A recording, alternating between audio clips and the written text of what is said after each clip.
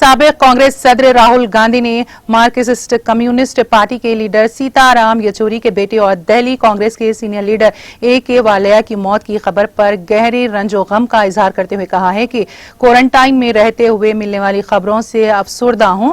Mister Gandhi ने mister Yechury के बेटे आशीष के इंतकाल पर अहले खाना से गहरे रंजो गम का इजहार किया और उम्मीद जाहिर की कि खुदा उन्हें इस मुश्किल घड़ी का सामना करने की हिम्मत अता करेगा।